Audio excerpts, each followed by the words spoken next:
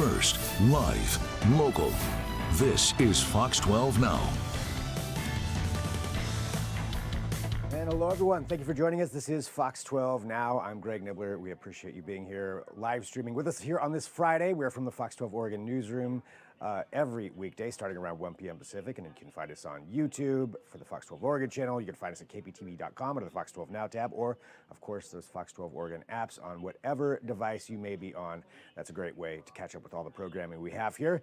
And today, we're actually going to take you outside of this studio where I'm at right now. We got to go on location to the Portland Art Museum and actually go behind the scenes to their new conservation center, which is where they take all of that amazing artwork that they have down at the Portland Art Museum and make sure that it's maintained and restored. It takes a lot of work to do that. And one painting in particular they are working on right now is Claude Monet's Waterlillies, which is an incredible painting. There's the entire series of them. This is one of them.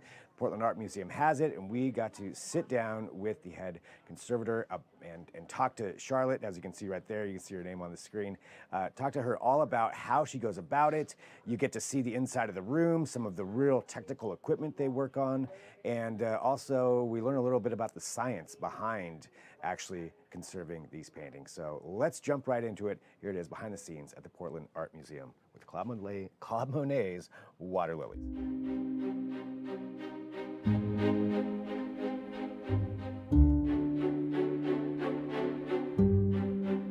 Like many conservators, I think I took a bit of a circuitous route.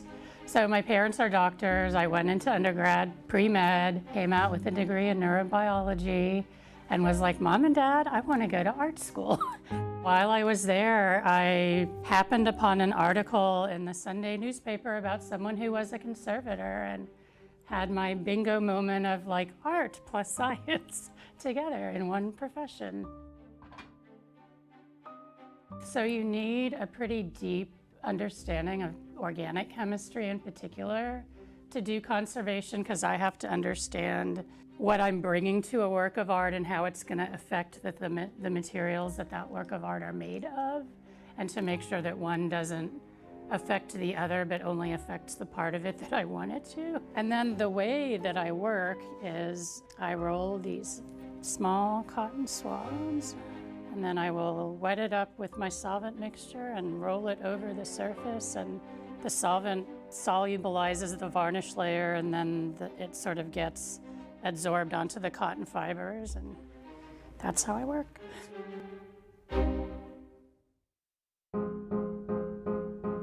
This is a really traditionally painted oil painting, so it's something we know a lot about. Because we have records of what was done to this painting, I know exactly what varnish was on it, so I had a pretty good starting point.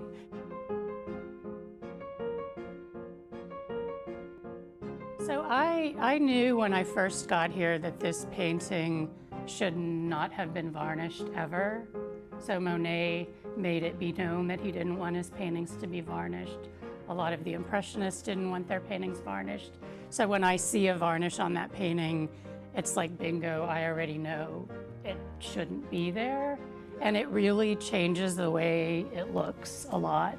So you can see I've started working from this corner kind of this way, and there's this line. So this part I've started removing that varnish. So one of the main things the varnish does, and one of the main cases you could say for removing it, is it saturates colors, so it makes them deeper and richer and darker. And the way Monet painted, he wanted a more pastel-like appearance. So you can kind of really begin to see that here. So above the line, you don't get all of these subtle tonalities, all those light blues and the whites. You're just getting a much more contrasted, more evened out look to things. And you just lose a lot of these really lovely, subtle, more pastel-like tones when you put a varnish on something. Most paintings in history are varnished, and many of his paintings were varnished. Early on, they had a hard time selling them because people were like, oh, it's not varnished, so it's not finished. If someone had taken the time to look around, they would have said, oh, 90% of his paintings our varnish, so we didn't understand, we didn't have the background, no one had unearthed all the material to let us know that he did not want them to be varnished. The type of varnish that it is remains kind of soft, so to speak. So it's taken on a lot of sort of dust and grime over the 50 years it's been on there. So it actually has quite a gray cast to it as I'm taking it off, just because stuff gets stuck in its surface of that softness of that varnish. So I work very small, so I might do like a 3 by 3 inch area over a day at most. The project is sort of planned to be finished at the end of the year, and it'll come close. So we kind of take an oath that we treat everything equally. So whether I'm working on your grandmother's portrait or this, I try to come to it with the same mindset and the same respect. At this point, so many people have come and are interested in this project that I am constantly reminded of what a privilege it is for me to be working on this. I think also, you know, as a conservator, you sit in front of this painting like this far away from it, hours at a time, months at a time, and so you have this amazing appreciation just for the artistry of the artist. All of these water lilies were originally this purple color, and he went in at some point and put the green and blue over them. He did it himself? He did it himself, yeah, and you can see like where there was a water lily here at some point that he then edited out. Like, he makes a lot of adjustments, which is why the year for this is actually 1914-215, because he worked on it for over a year. You can kind of see like these blues go over everything else, and this blue goes over everything else. Oh yeah, so you can see they the were brush. some of the last brush strokes that he did, and you know, you kind of, I don't know, sometimes I guess it gives me goosebumps to think about. Just think about he was Like, here and he's doing so that. good. He's 73 when he's doing this. Like, he's so good at what he's doing, and he knows exactly what he wants to do. So it And goes really back. doesn't take much. Yeah. I mean, I get that, like just seeing these brush strokes and like, this is him. He put those there. Yeah, he was here in front of this doing that. How do you think it's gonna feel when you're done with this one? I think it will feel good, actually. I'll be excited to put it back on view and have it look the way that he wanted it to look, because it's never really been shown here without the varnish, since it Yeah. happened really at the time of acquisition. So it'll be the first time people get to see it the way he wanted people to see it. See it in the Which is real really way. exciting. Yeah.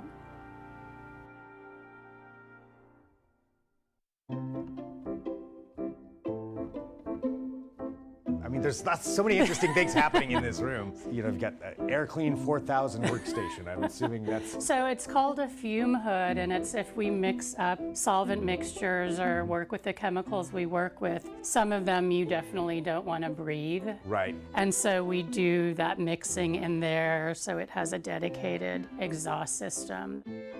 So my specialty is paintings conservation, and my colleague Karen is an objects conservator, so this is the project that she's currently working on. We have a photography setup is what this is here. So we do full documentation before we start. We do documentation while we are conserving it, and then we'll document it when we're done. So you that have there's a full a record. Yes, yeah, exactly. Yep. That'll be with that painting no matter Yes, where it yeah, is. yeah. These weird-looking exhaust trunks, or you can I was hear them wondering about called these. snorkel trunks. So because of the chemicals and solvents we work with, we need a way to pull them out of the space so that the people who are in the space and working don't breathe them in. We were talking before, and it looks like one of those kind of like old perm Yeah. things that people used to have. Shout out to my Aunt Judy. She had one of those.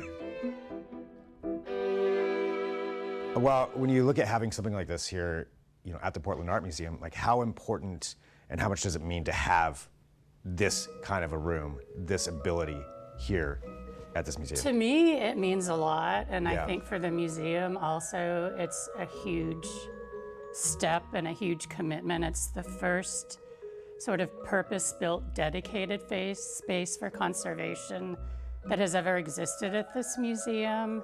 So there have been other conservators and other studios, but they've kind of been other spaces that got turned into conservation studio. But this is the first time we've had a purpose-built space. So Gotcha. It is really exciting. So instead of adopting an office or changing Exactly, an office, yes. this is the office. This Right, is the entire purpose right. of So-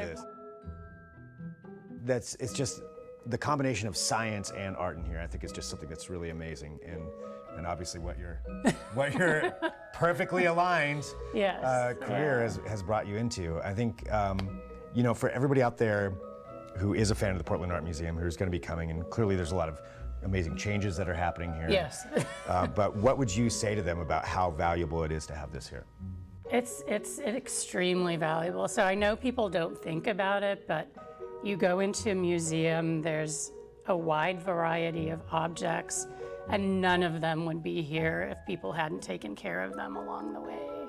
And so it's kind of the thing that you don't think about, but it's always going on in the background. And I think one of the things we would like to do is make it a little less in the background and make it a little more sort of welcoming and open, and just let people know that we're here and what we're doing and why they get to see a 600-year-old sculpture that still looks really good. Yeah, it's because of Yes. people taking care of Yes, them over all that exactly. time. Well, this is definitely bringing it out into the light a little bit more. And I've certainly learned a lot already just being in here about all this hard work that you do. So thank you for having us. you're Really, really appreciate it.